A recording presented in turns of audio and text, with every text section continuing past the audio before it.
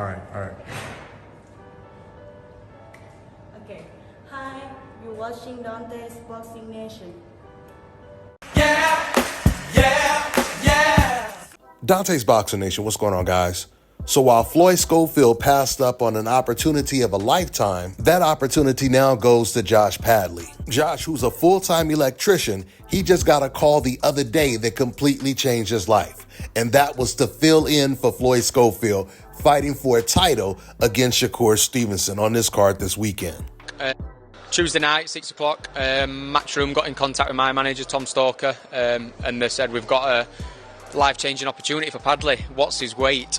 But luckily enough for myself, I stay in the gym and I do stay in shape all year round and not too far off my weight. Jumped on the scales, a couple of phone calls back, negotiations, team talks, nutrition talks. 10:20 that night, we got given the green light that if you can get everything sorted tomorrow, you'll be on a plane tomorrow to Riyadh. So that plane landed this morning, and here I am in Riyadh. So this is a great story for Josh Padley, but I don't know if this is a great story for the boxing fans. Because after it was announced that Shakur was going to be fighting against Josh, I went back and I watched Josh's last fight against Chamberlain. I hadn't watched the fight before, so I put my headphones on, started listening to my music, and I watched the fight.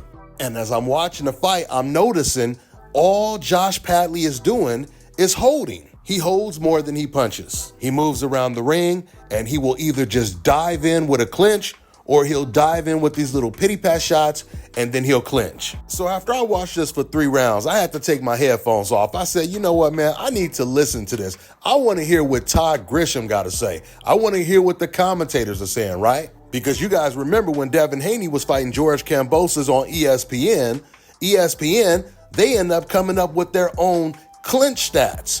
And the clinch stats was only for Devin Haney. They didn't even have clinch stats for George Kambosos, who was doing a lot of the holding himself. And after that fight, they never brought the clinch stats back. But getting back to the zone. So I take my headphones off. I want to listen to what Todd Grisham in particular has to say because he's calling this fight. So I wanted to see, are they talking about all of this clinching? Are they calling him a runner?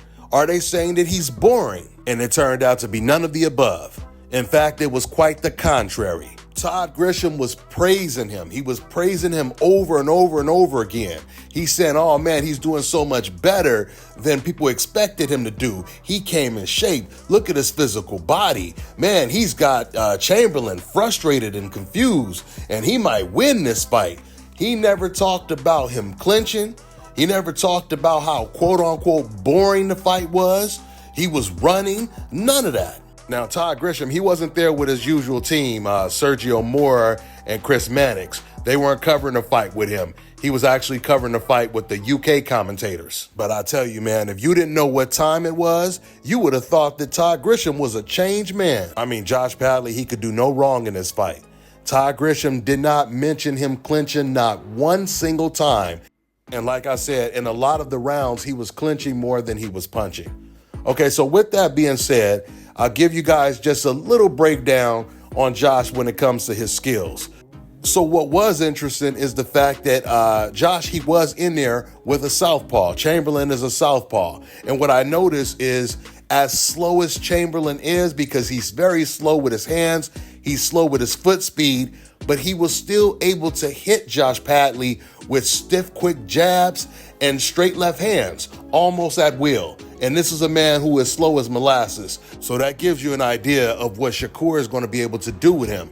But this is the one thing that I do fear.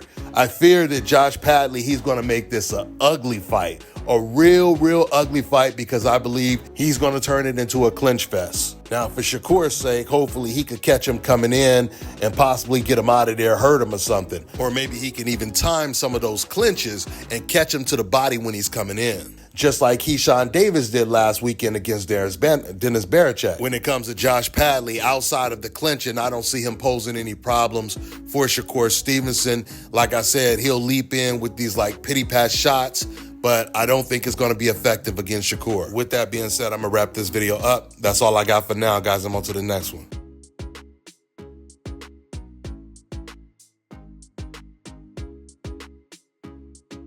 All right, now check this out, guys. If you're looking to repair eczema scars, burns and bruises, dark spots and blemishes, fever blisters, diabetic ulcers, this right here is the perfect product for you guys. It's called LO Key Face and Body Oil. Athletes and top-ranking boxers, they're also using it after training to reduce swelling, inflammation, and to ease the pain. So get yours today. Go to lodekey.com, like them on Facebook, and follow them on Instagram.